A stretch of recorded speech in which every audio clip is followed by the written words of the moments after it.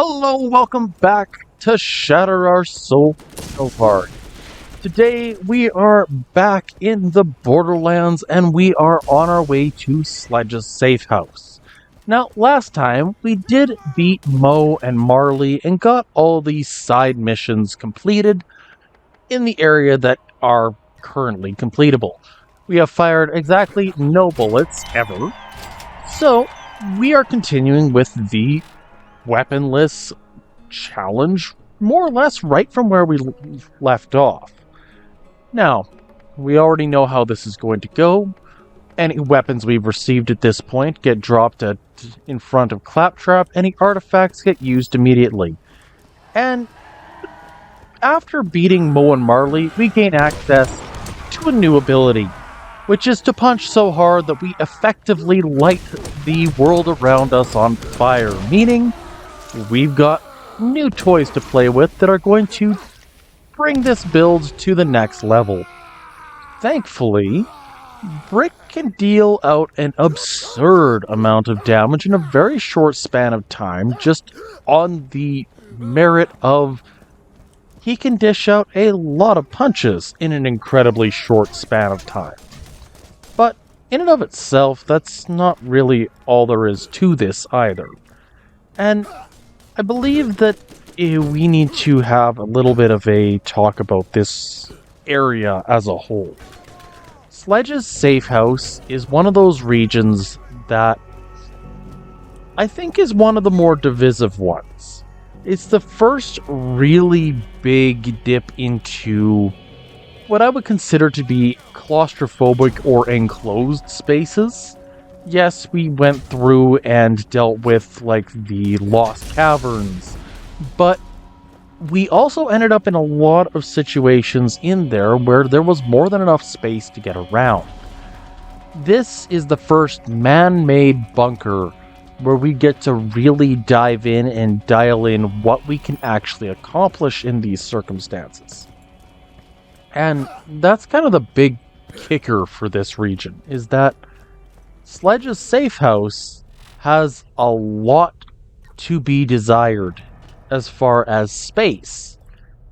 But this is actually one of those situations that's gonna play to Brick's strength. As we're not allowed to use any, shall we say, long-distance weaponry, getting up close and personal, which is entirely what this region is all about, is the preferred solution. Therefore, we lose absolutely nothing in here by doing what we've done for the entire game, which is up close and personal and punchy, which I think is the perfect solution for this entire area. Now, this particular, I suppose, main quest, the goal is that we are intending on defeating the, I guess it'd be like the third main story boss in the form of the Roid Rage Psycho, an individual that is entirely devoted to protecting Sledge.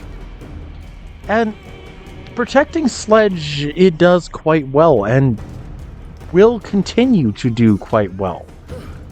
But it's one of those bosses that ends up being really close range in a very similar vein to Brick. Effectively, we're going to be fighting what can most easily be described as a clone of ourselves. A very close range fighter with a penchant for using explosive weaponry. And I don't remember taking that one down, but okay, we're doing really good here. So we have a little bit to work with as far as that goes. Theoretically, the Roid Rage, or the boss, henceforth just called the next boss, is going to be one that wants to be up close and personal, and likely has a lot of knockback potential in the same vein as Marley.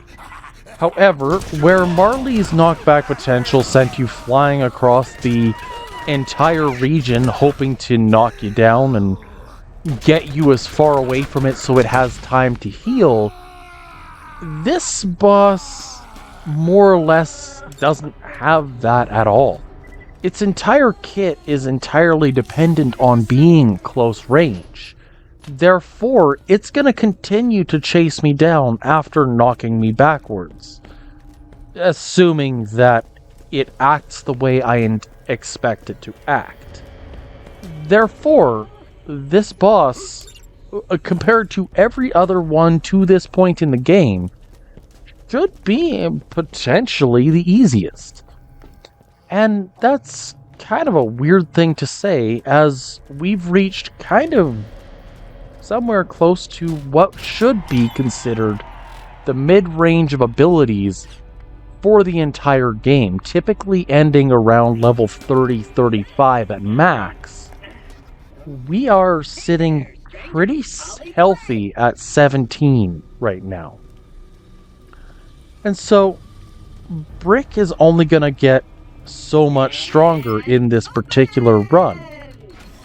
Which sounds ridiculous when I say it like that. Of course he's going to get stronger. But how much stronger before we cap out? And reality is I don't know. This is the first time I've actually really dove into Brick as a character. And doing so as a challenge run was probably not the way to go about it. But the reality also is that if you don't do something to make the game more engaging, each run is just going to feel like a carbon copy of the last. So I had to do something unique. It just happened to be that, that something unique was apparently punching everything. And when you go from the absolute longest range possible to the absolute shortest range possible, a few things really start to stand out. For one, Brick as a character ends up having a lot more of a, I don't want to call it a close range combat problem, but rather any long-ranged opponents can kind of get the drop on Brick much more readily than they could on Mordecai. And I want to kind of elaborate on that, because with Mordecai, he had half the HP, he had half the shielding, but he had the benefit of long-range options. Brick at the moment does not. And I knew that going in that this was going to fundamentally shift the way I thought and approached the game. But I don't necessarily think I was expecting things to go quite in this route, shall we say. Because, ironically, I was expecting this to be a lot harder.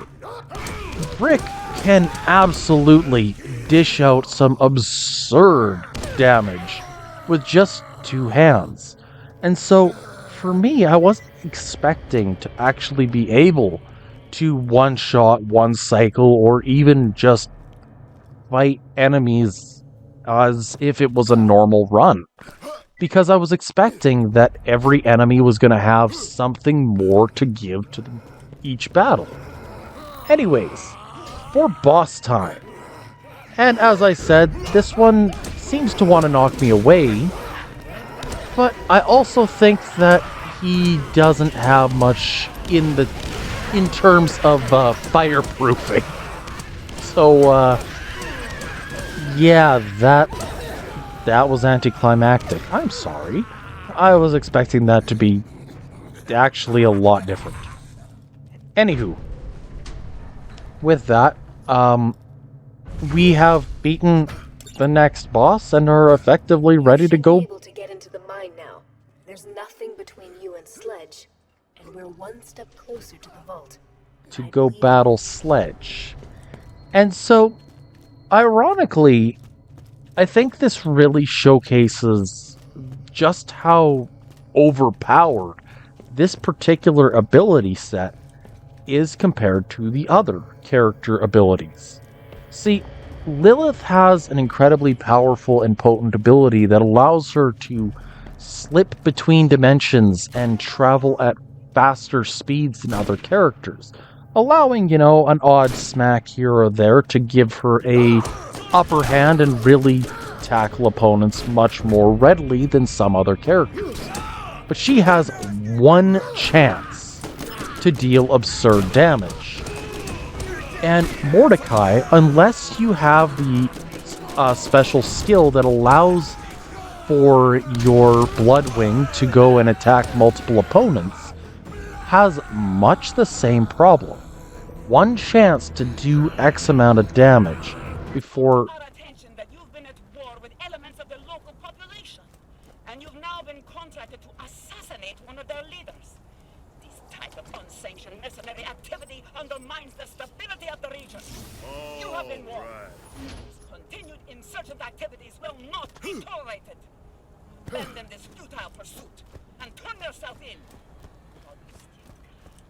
Anywho, as I was saying, the abilities of Mordecai, until you get the special skill within his skill tree, you are effectively at the mercy of a single-use attack, where Bloodwing will go out, hit one opponent, and come back. And with Roland, you drop your turret. It's a stationary object. It can fire off multiple projectiles, but it doesn't really do much with any of them. They're more or less just there to get enemy aggression off of you.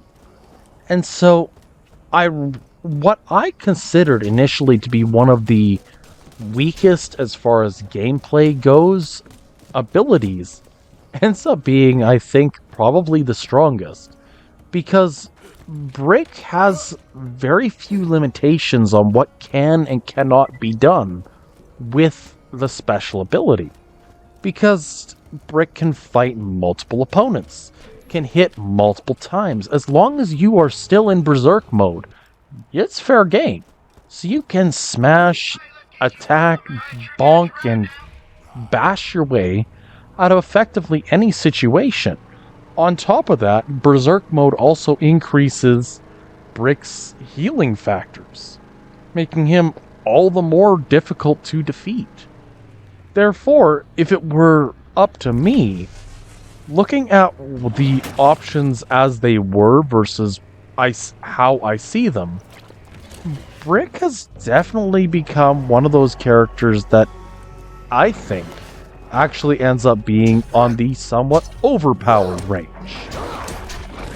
This might change later on in the game. I don't know. But that's my current feeling on it, is that Brick has a lot more potential in just the use of his special techniques and abilities that give him an edge over the other Vault Hunters in a way that I had not foresaw. Anyways, we are at the Circle of Death, because we never finished the final round. We attempted to, but the level 15 and 18 alphas were just a tad too much before fighting Mo and Marley. And so we're taking the final round here and showcasing that it is indeed possible before fighting Sledge, quite reasonably in fact. This is actually going way faster than I had anticipated. And, yeah. Overall, I think that these arena-type missions are very doable. There was only one I ever had an issue with in any of the Borderlands games, and that was the final round of the... oh, what was it? The Wildlife Exploitation Reserves arena. And I think part of the reason that it was so bad was the Thresher Maws, because they had some that would just come up and blow up half the arena, effectively meaning that you had very limited time and opportunity to fight these things at all before you fell. And it also seemed to scale the enemies to your level, making them all the more difficult to defeat. Anywho, here we go. One more round. We have a couple level 15 alphas. I think we're going to end up with an 18 here soon. But once we're there, it should be the last round. So I think these two are the last wave of enemies. Which is great, because I don't think I can handle a level 20 just yet. So enjoy this lovely dance as I run for the hills and hope to goodness that the alphas don't end up murdering me in the next 30-ish, 40 seconds as my special ability recharges. Because that's kind of a little bit of a problem. Armored enemies, especially ones that are highly versatile, tend to be a little bit more than I can handle in a single cycle. And while I'm pretty sure if I had the full cycle I could handle one or even both of these no problem, I didn't exactly have that as an option. So yeah, there we go. And so we're gonna also hopefully visit a Sledge either today or tomorrow, because I'm feeling like if we can beat the previous boss, the Roid Rage Cycle, within what in the... I've never seen him fly out of the arena before, so automatic win, I guess. You know, it's a shame when stuff like this happens because it kind of undermines the entire point of the battle or the mission. But in the same vein, I didn't do anything to cause that. I have no idea how it ended up back there. So, technically, its circumstance of being back there doesn't undermine the battle in and of itself. Is it a little disappointing? Absolutely. Am I going to argue? Nope. No, I am not. So we're just gonna throw that off a cliff, because I don't really like the idea of using a shotgun on a bulletless run. And we're gonna turn in the mine gate key. But instead of going in and fighting Sledge right away, we're gonna go back and we're gonna get any side quests available, give them a once-over, see what we can do with it. If we can get through it, great. If we can't, oh well, we tried, we looked into it. At the very least, it's been addressed. Now, one of the things that I personally, at this moment in time, think is an impossibility comes in the form of... Everything you've faced up until now has been simple. You're about to face a real challenge in Sledge. Do not underestimate him.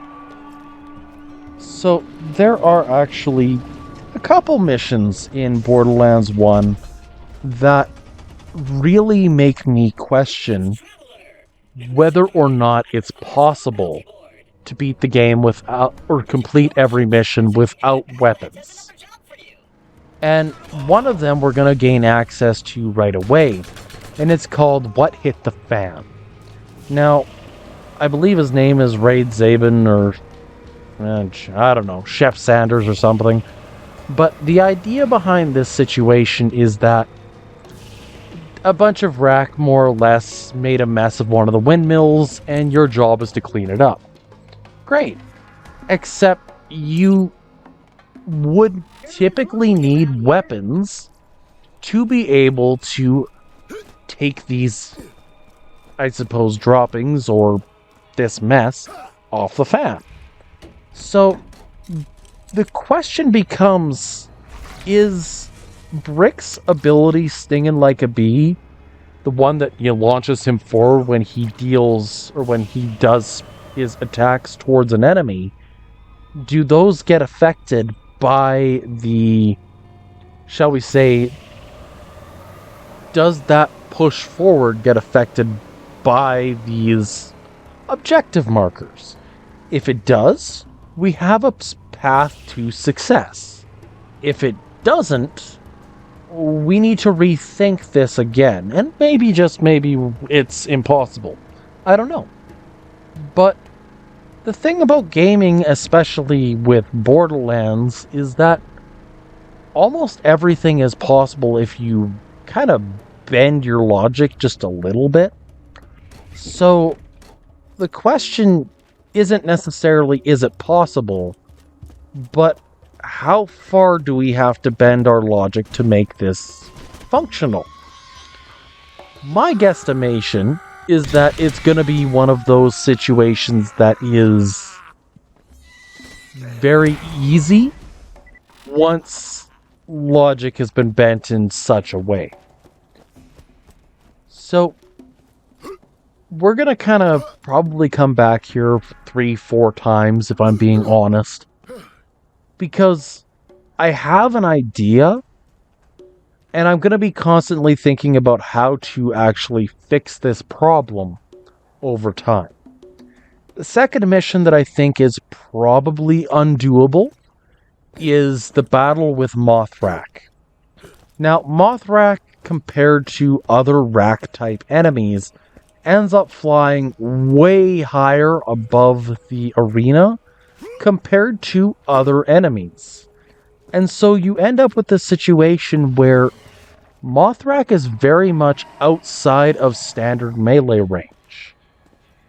And if it's outside of melee range, then we end up in this circumstance where Brick might not be able to land a strike.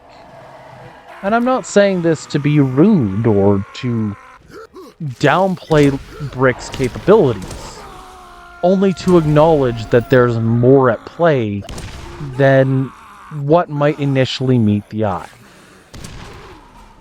You know, that fire punch really does a lot.